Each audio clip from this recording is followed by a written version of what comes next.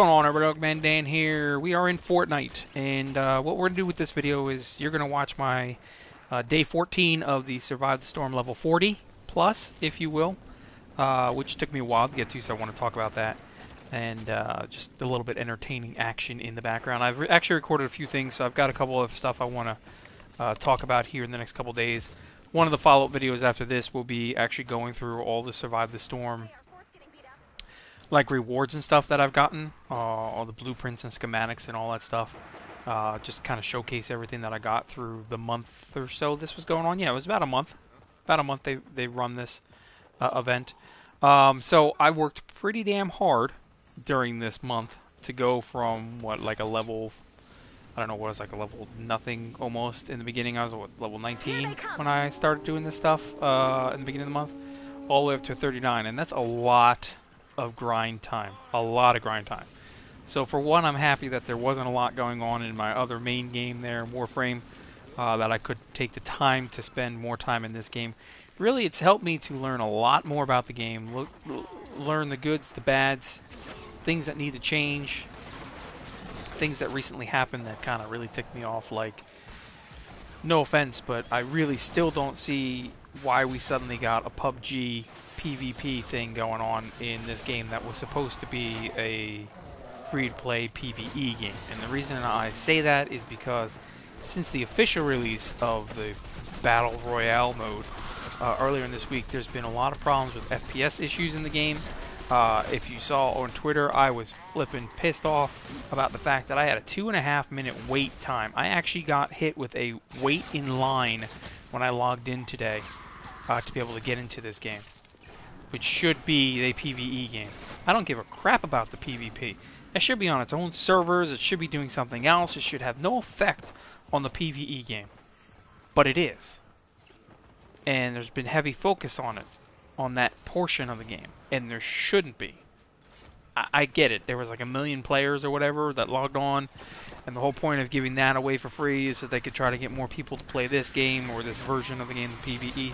But you know what? If it's going to ruin the PvE experience, and you're going to get lag and drops and issues with the game and wait times on getting into the game, you're not going to maintain your player base. So that's the first thing that you just need to think of. Anyway, back to Survive the Storm.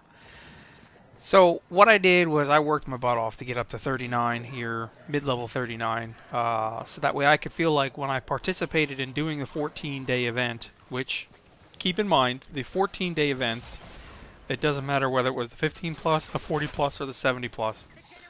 They are 4+ hours long. It is extremely long, extremely tiring to sit behind and play the same game for that long in a row in some respects. You know, sometimes I don't mind, but the end result was a lot more.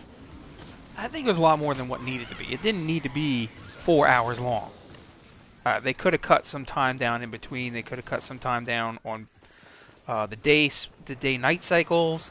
I mean, there's a lot of different things they could do. So hopefully they'll address some of that in future events that they have. I know we've got a new event coming up this week. So, but you know what I liked about the event was I've had a whole month to play it. So that meant I've had a whole month to get a lot of rewards, a lot of the things, special stuff. Did I get everything? No. Did I know from the beginning I was going to be able to get everything? No, I didn't. I didn't anticipate I'd be able to get everything because there's no way I would have made it up to level 70 plus missions. Plus, I don't want to burn myself out like that because then I'm at the max of the game where it stands now, since it's still early access, and I've burned myself through it all. With this, I've still got a lot to do. I'm still only halfway through Plankerton myself, so now I can go back to concentrating more on Plankerton, leveling up and stuff like that. I've done the SSD4 solo, which we'll talk about in another video, my experiences with that and what I was looking at by doing that, but I got lucky. It took me a few tries today to get grouped into another with 3 other people that were waiting. So when I logged in, they were like, "Oh, 4th person, here we go." They were good level, and we worked very well as a team. Because that's in the end, that's what it comes down to. We work well as a team, right? So that meant everybody was using resources, sharing resources. Everybody was keeping up, getting traps put on, building, doing a little bit of everything. You know, there was not one person doing one thing. Everybody was working together. At the end, it got a little bit tough, a little frustrating here. We did start to die. I used all my lives during the 14 days, and then a couple of the other guys, they used all their instant revives, if you will. So anyone that died at that point on the last day would have had to go all the way back to the beginning, the starting point, and then run back into where the base was, and so forth and so on. But so it was fun. It was tough. It was challenging. You know, the progression every night. The enemies got more difficult, got more hordish, got, you know, keeping track of everything, trying to get the resources and then the materials and doing everything you will. And I got what I wanted out of it in terms of, you know, for the 40 night one, or the 40 plus, it was a mythic lead survivor, which I can't even use her yet because the group that she would go in, I have my other survivors wouldn't match the personality, so now I've got to find those personality matches before I can use her and swap those other guys out to something else. So that's just a small little challenge in the process. What's important to note about this game is it's extremely grindy. You're forced to play. So you can get loot llamas, you can buy as many loot llamas if you want to, and you get schematics, and you get blueprints, and you get all that stuff, but you have to play the game to be able to get the XP, to be able to level the schematics, level the weapons, level the heroes, level the survivors. You're not able to fast forward through that. So I've done pretty well. I got a number of really nice things, and we'll go through it. Some of my traps, I've got, you know, legendary traps. You know, I worked hard to get my traps up to the max level 2 that you can get. I don't want to jump them to a level 3 yet till I move into level 3, into Canny, because if I do jump them now, then I don't have the necessary resources to utilize them. So I'm perfectly fine with they're at their max capacity of a level 2. We'll talk about that as well. It's fun. It's challenging. It was definitely nice, though, with the amount of stuff they put into this game for the event. There is no way that anyone could have done the event within like a week. It just wouldn't have worked. You know, it would have been way too much. So when we talk about, if we compare it to other games, you know, such as The Division or such as Warframe, that you guys know I play a lot of, when they do events, they usually do them for just a few days, for like a week, for less than a week even, and it's like, you feel rushed doing everything. You know, you got to get in there, you got to get it done. In this case, I had the ability to set goals where I wanted to be and what I wanted to achieve and what I wanted to get and what I get in between. You know, with the Storm Llamas, you're able to get blueprints and epics and legendaries and all that stuff as well. So the more you played, the more Storm tickets you got, the more Storm Llamas you'd be able to get.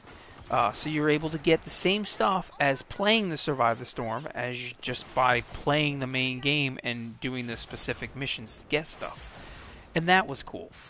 But again, you know, you had your limited event stuff, challenges, if you will, your quests, so you know what your set out goals were to get. If you had gone to a level 70 plus, you could get the legendary hero. Well, you don't have to, because they would drop in Storm Llamas, and I got a number of them through Storm Llamas. I've gotten them through, you know, playing some of these events over and over and over, because you can play the 3-day, the 7-day, the 14-day. You can play them over and over and over, so I got them during that. So overall, I enjoyed myself, had a lot of fun doing it. It was definitely a challenge, because finding a team, you know, being able to set up to take a straight 4 hours or more of one type of mission over and over and over, you know, it can be tough. It can be very daunting, especially in a game like this. But you do learn a lot. You do learn what traps work, what traps don't work, what weapons work, what weapons don't work, things you can do, things you know you shouldn't do. You get to meet other people in terms of see how they build stuff. So you can learn new techniques on building and doing different things. And you can see our fort was all messed up. It wasn't really messed up. It was just moved set up in so many different ways that it was hard for the enemies to actually get into the fort area. They do, but it was much more difficult to actually get into certain areas of the fort, so we were able to maintain even when we were not maintaining as well as we could have, if you will.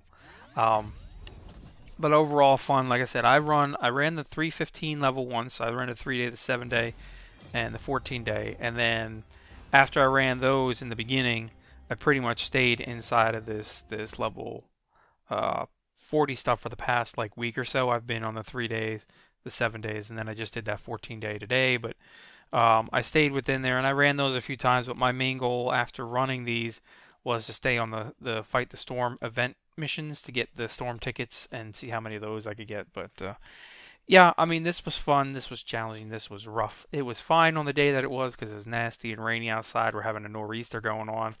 So, not much going on in terms of going outside anyway. But, yeah. So, just wanted to kind of showcase this 14th day, show you I got it, show you the rewards here. That'll be coming up in a second. If they're not already up, I'm not even looking. And tell you, I've got a few videos I want to follow up on in terms of showing you my stuff. Talk about my Plankerton SSD4, what I learned from doing that solo, traps, things like that. So if you have comments, questions, please do feel free to leave them below. Otherwise, I will catch you guys next time. Thanks for tuning in as always, and we'll see you soon.